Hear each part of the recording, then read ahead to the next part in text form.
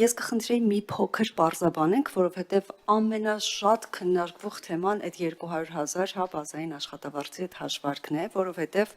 տեսեք, դուք էլ նշեցիք, որ եթե նույնիսկ մի ամիս աշխատավարձը դարձել է 200,000 դրամ եւ ավելի դրանից հետո նա շարունակում է մնալ ապահովագրված։ Մենք ունենք բազմաթիվ ոլորտներ, որտեղ դիցուք բուժ աշխատողները, որոնք պարգևավճարներ են ստանում ընթացքում եւ նրանց աշխատավարձը ասենք չի կազմում 200,000 դրամ, բայց պարգևավճարի արդյունքում այդ ամիս դարձել է 200,000 դրամ, դառնում է ապահովագրված, համարվում է եւ դրանից հետո աշխատավարձը կրկին իջնում է։ Սա ամենակննարկվող հարցերից մեկն է եւ կխնդրեի, որպեսզի մեկ անգամ էլ բացատրենք եւ ավելի հստակ որպեսզի բոլոր քաղաքացիները հասկանան այս առումով ինչ է կատարվում։ Սա մեկ հարց, երկրորդ հարցը ուզում եի տալ, տեսեք, քանի որ այստեղ փոփոխություն կա այն օրենքի, որը որ մենք ուսումնասիրել ենք ամիսներ շարունակ եւ եկել է օրենքը փոխված է եկել, հա, արդեն հանձնաժողովի նիստին, մենք առաջարկություն էինք ներկայացրել, որ հիմնադրամի բյուջեն պիտի ազգային ժողովը հաստատի եւ քննարկի, այս նոր տարբերակում ստացվում է, որ հիմա ասեմ, լիազոր մարմինը պետական բյուջեի կատարման վերաբերյալ հաշվետվության ընթացքում ներկայացնում է հիմնադրամի նախորդ տարվա կատարողականի վերաբերյալ զեկույցը եւ հաջորդ տարվա համար այնտեղ օրենքի կետեր է նշված, հոդվածներում փոփոխություն եւ լրացում կատարելու մասին օրենքի նախագիծ ընդգրկելով շահառուների ապահովագրաբաժարի չափի, ապահովագրական փաթեթի շահառուների պետական բյուջեի հաշվին սուբսիդավորման եւ այլն, մի խոսքով, այսինքն կատարողականի ժամանակ է, հա, հաշվետվություն ներկայացվելու եւ հաջորդ տարվա նախագիծը ներկայացվելու։ Ուզում եմ հասկանալ տեխնիկապես սա ինչպես եք պատկերացնում, ինչպես է արվելու եւ ինչու բյուջեի հետ չի գալիս, այլ գալիս է արդեն այսպես post factum էլ, եւ կխնդրեմ մի հատ այս հարցերին պատասխանել։ Իհարկե, սիրով, տեսեք, քանի որ առողջության ապահովագրությունը ըստ էության մեր ողջ բնակչությանն է վերաբերում եւ այն շատ կարեւոր հանրային եւ ըստ էության շատ մեծ ռեսուրսներ ծախսող համակարգ է, մենք այս վերջին խմբագրման մեջ, Տիկին Բադալյան, էլ ավելի բարձրացրեցինք հիմնադրամի հաշվետվողականության նշաձողը։ Եվ ինչու ենք, ինչ տրամաբանություն ենք դրել։ Նայեք, ամեն տարի կատարողականի ժամանակ, երբ որ ամփոփվում է նախորդ տարին, առողջապահության լիազոր մարմինը պետք է գա ազգային ժողով եւ ներկայացնի զեկույց նախորդ տարվա ֆինանսական առողջապահական արդյունքների վերաբերյալ եւ այդ ժամանակ ներկայացնի նաեւ նախագիծ հաջորդ տարվա ուրեմն օրենքի մեջ փոփոխություններ իրականացնելու նախագիծ։ Ինչու ենք դա դրել կատարողականի ժամանակ, բայց սա չի նշանակում, որ բյուջեի շրջանակներում եւս չի գալու։ Այո, գալու է, բայց մենք հավելյալ եւս մի էտապ ենք ավելացրել հաշվետվողականության եւ հաջորդ տարվա պլանավորման համար, որ մենք այդ ժամանակ արդեն երբ որ ազգային ժողովը մայիս-հունիսին կընդունի նախորդ տարվա զեկույցը եւ հաջորդ տարվա պլանը կհաստատի, արդեն մենք դա բյուջեի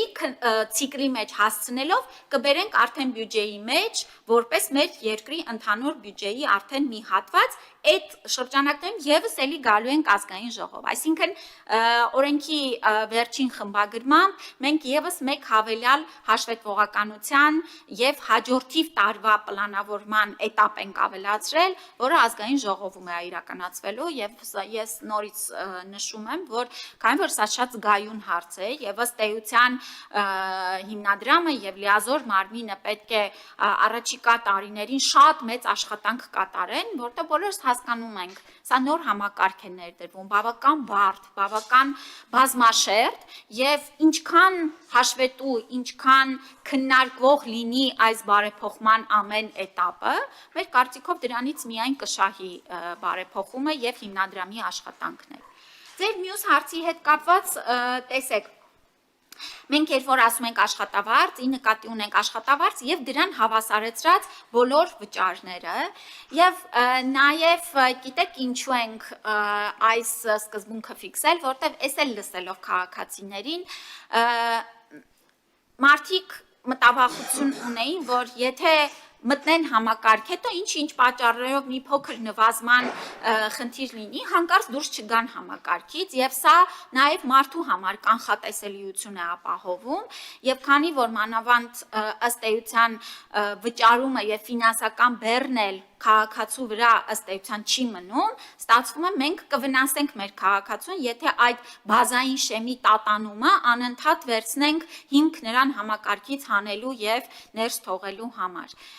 Սա նշանակում է, որ պարոն Խարազյան մի հատ բանը միջին տարեկանը չի, չէ՞։ Նոյեմբերն ենք ֆիքսում, թե դեկտեմբերը։ Առաջին մուտքը նոյեմբեր։ Առաջին հաշվարկային մուտքի որպես ամսաթիվ նոյեմբերն էլ ենք վերցրել, սա էլ ենք ինչու նոյեմբերը վերցրել, որտեղ ճիշտ եք ասում, դեկտեմբերը նաև հավելյալ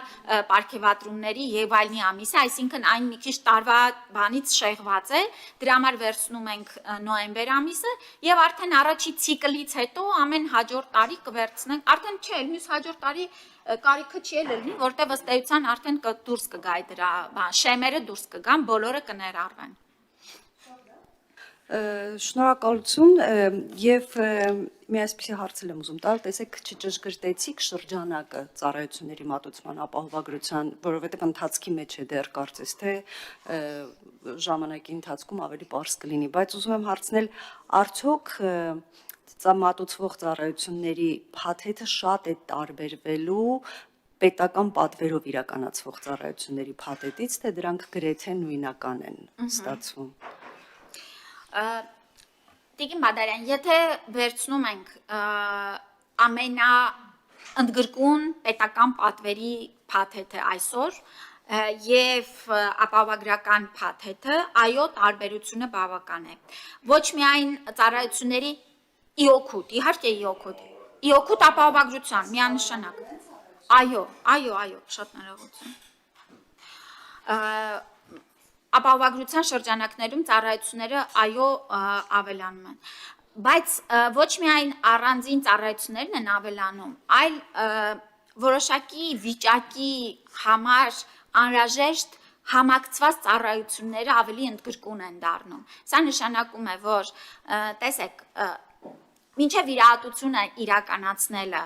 եւ վիրահատությունը եւ դրանից հետո